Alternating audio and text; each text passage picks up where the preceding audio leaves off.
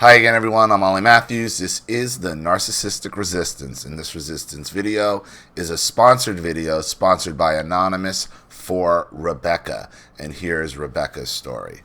Hi, Ollie. I don't have any money to give you now, as you will see why, but I hope to donate some in the future. And Rebecca's somebody, she's done stories on the channel, and I've also I've done a lot of private videos for her. And I've also Skyped with her, so I know her.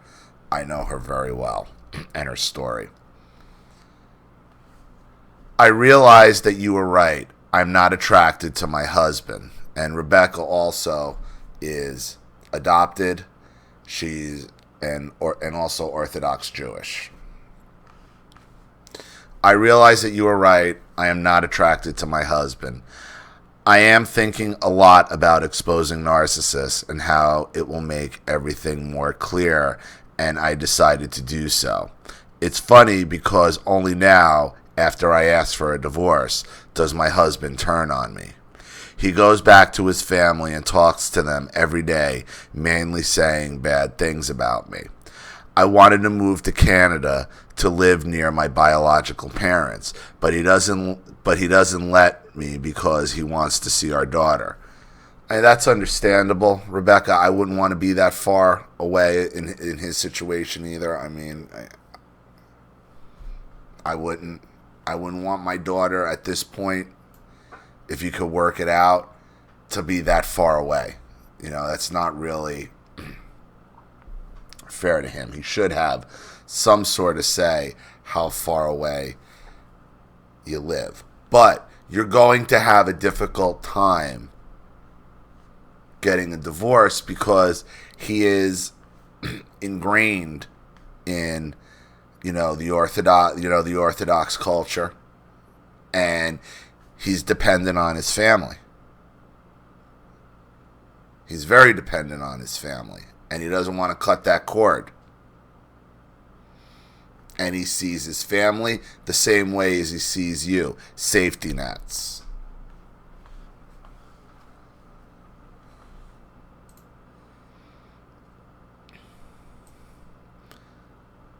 I told him I was never attracted to him since day one, and I only married him because I liked him. But at the time, I was very repressed and did not think I had a right to listen to my true feelings. And now Rebecca, again, is somebody who was adopted by narcissists. And like a lot of victims who are the narcissistic victims who are adopted, they have this detachment problem where, they're afraid to love and they can't find love. So they'll attach on somebody who shows them interest, the first person that they can tolerate. And that's really what it was with your husband. He's the first person, because of all your unease from your childhood about being adopted. He's the first person I think you could possibly tolerate in your life that liked you and should have showed you, in a way, a safety blanket as well. But it's clear to me, that you're not in love with him. You were probably never in love with him, and you clearly weren't attracted to him.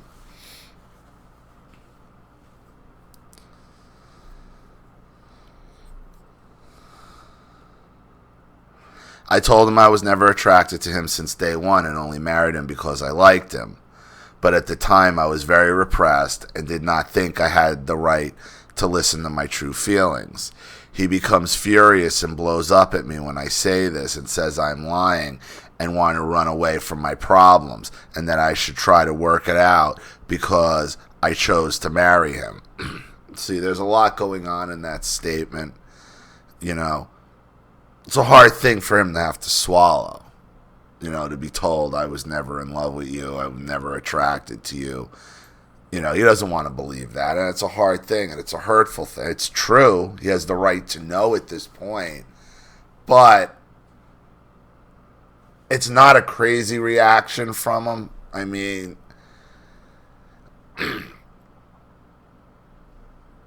and again, he's scared because I spoke to him, and I know her husband as well because I Skyped with him too. He's not a bad person at all. He's not. He's really not a bad person. He's scared. He's unsure of himself. He has a lot of the same issues that you do. When he's talking about running away to his problem, wants to run away, he wants to run back to to his parents. It's a lot of running.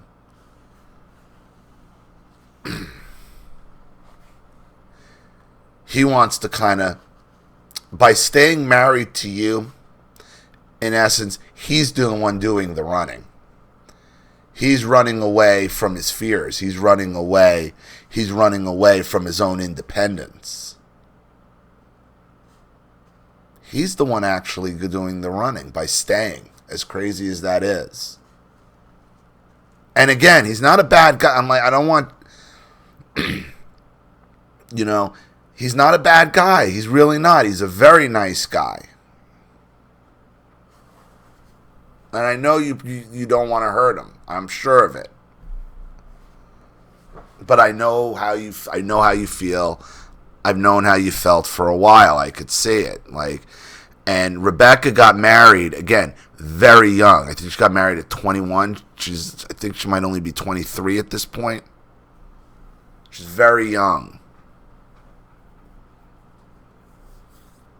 They're both very young.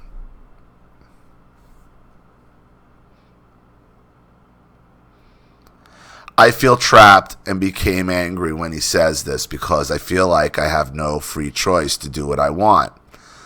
Only one rabbi, a very famous one actually, said that if there is no physical attraction, there is nothing to work on, and the marriage is over. Ever since I said I am divorcing him 3 months ago, I've been on the high of self-love and happiness, and no longer feel forced to be nice to him and stifle my true feelings of annoyance at him. Him, on the other hand, became depressed and does not eat healthy at all because he just buys packaged food and takes food from his parents. Right, this is what I'm saying. He doesn't want to face reality and grow up. I've told you, and I've told you this, Rebecca, throughout. I mean, I think I've been talking to you now for about 2 years. I mean, since you were about 21.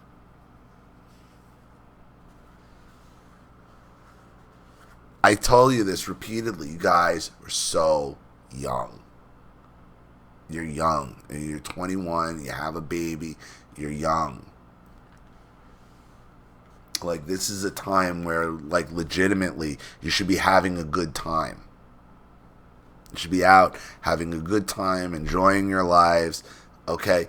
The world isn't even set up for people to become parents at 21 and to get married at 21. It's just not practical anymore. It's just not practical financially. It's just not.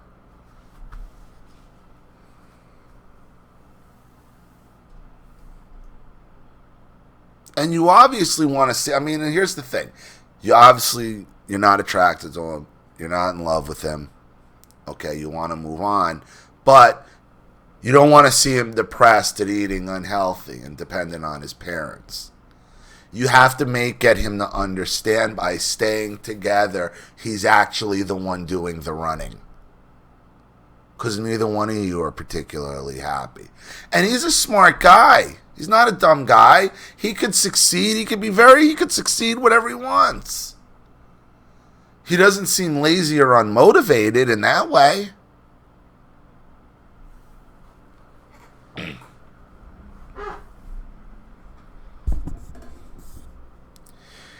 He still thinks we will work it out because his rabbi told him that the Jewish court often tells separated couples to at least have marriage counseling before they get the divorce.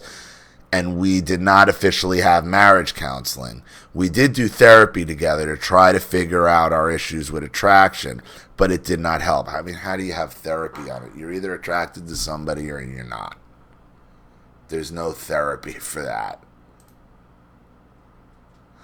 And listen, all religions try to dissuade from divorce. So they all do this. So it's not that It's not that because you're Jewish or Orthodox Jewish that it's even worse. No. I mean, all religions dissuade from divorce.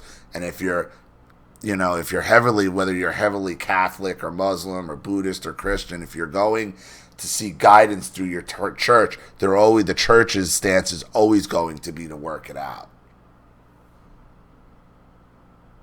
But you got to live in reality.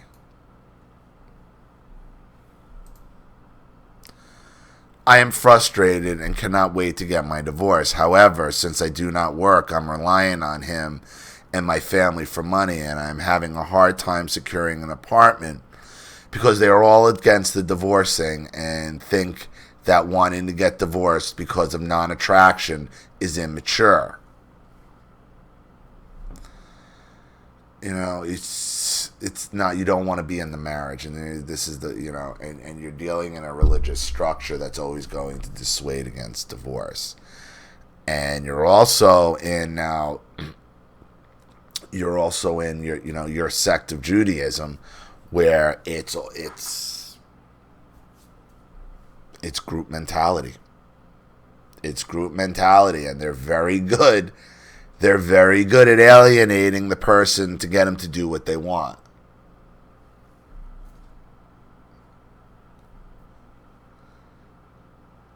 His family especially thinks I'm wrong. It infuriates me to no end. And here's the problem as well, Rebecca. Okay? This stuff is none of their business. This is part of the problem. All your business is up for family discussion. And it shouldn't be. You're allowed to have some privacy in your life. This is the other problem, as I see it. You have zero privacy in your life. None. Every decision has to be filtered through the counsel of both families. You're entitled to your own privacy, your own life, your own decisions, and your own happiness.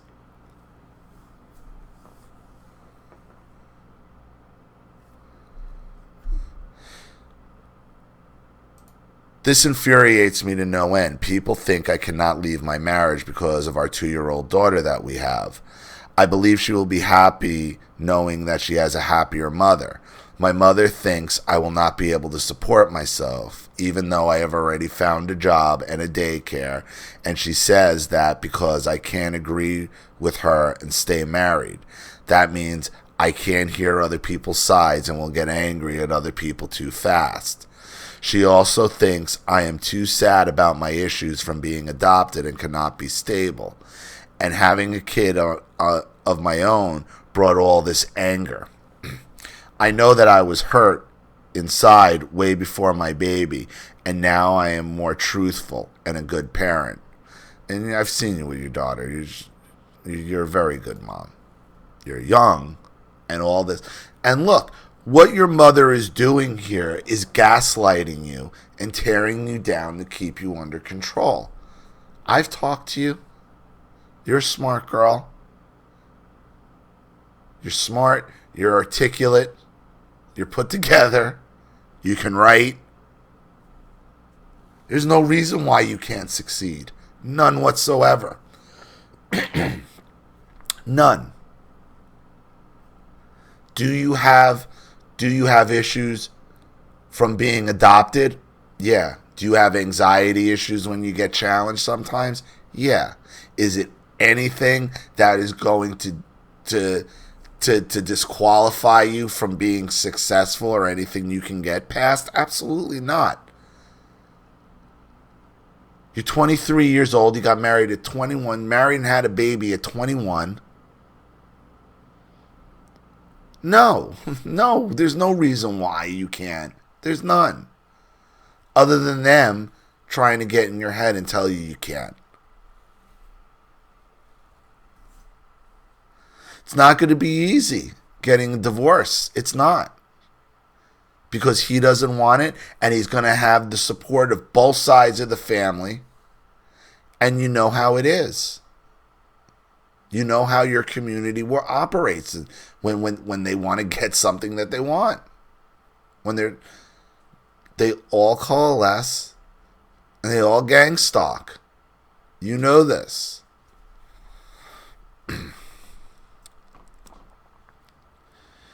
Meeting my biological parents was the best feeling I ever got. She said I needed support before I get divorced, and I am on bad terms with the family, so she won't be able to lend the money I need to secure an apartment. Meanwhile, I'm staying at my aunt's house, and she reminds me of my mother, and I can't stand her. She is so fake, and since she had no kids of her own, and also adopted one, she thinks I have to respect my mother and be grateful for all she gave me.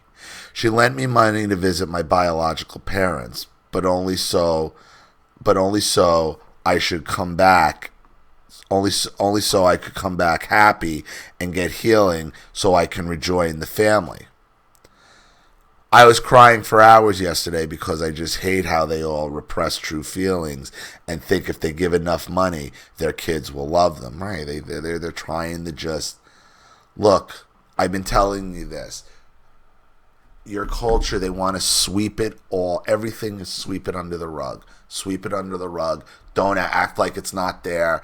Ignore the 600-pound gorilla in the room. Ignore. They're masters at it.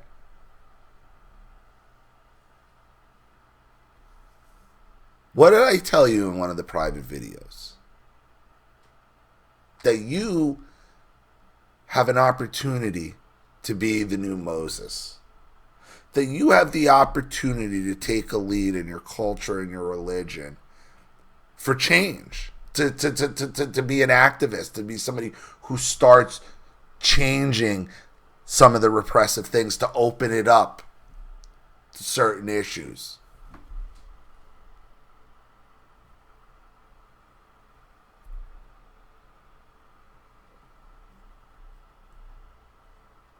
It's not about hiding your problems. It's about you need to talk about your problems. And this is I think this is where a lot of your internal struggle comes from. Because you're in a culture that wants to bury everything. You don't talk about it and you sweep it under the rug. And you realize that you need to expose things and talk about them and get them out in the open. And that's how you change things. That's how you truly fix things and change things and get well. That's what I'm talking about. That's how you could be a leader in your culture and become the new Moses, and so to speak.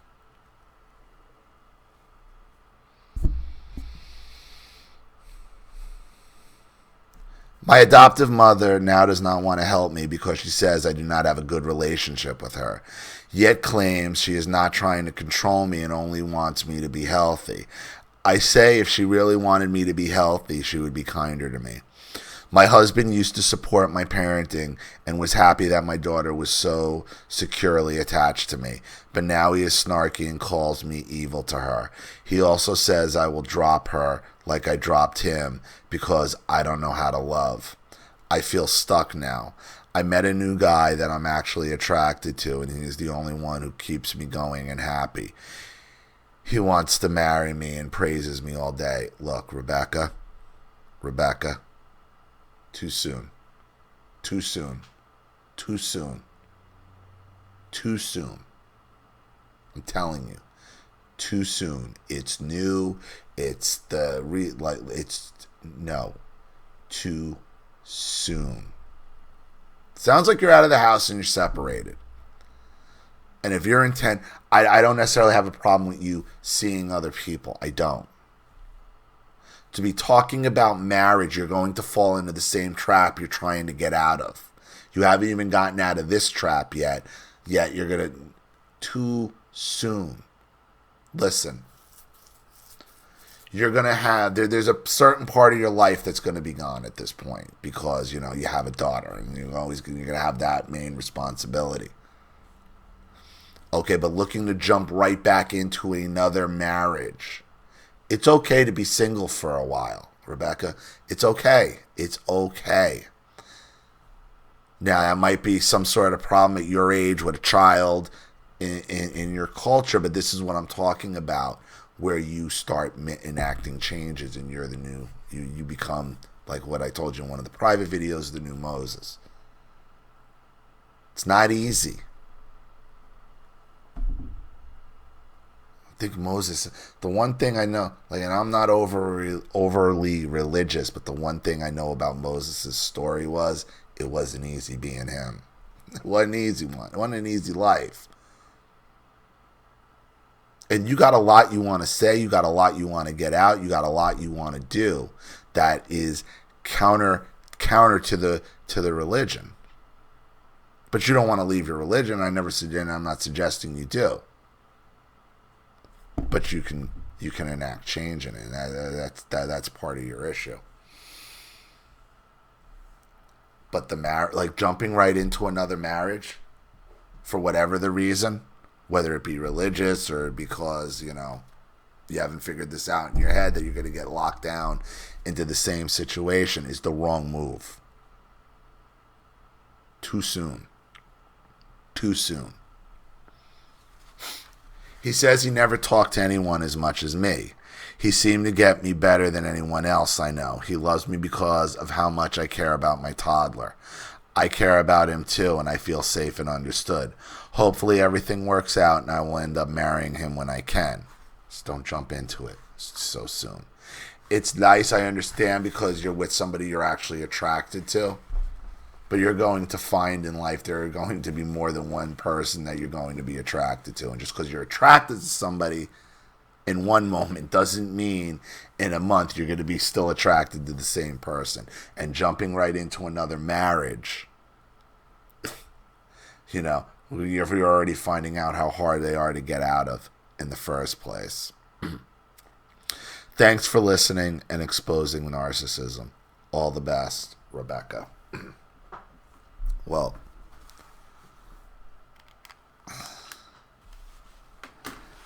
understand, and this is what you need to get across to your husband. And if you want to show him this video, you should. I recommend.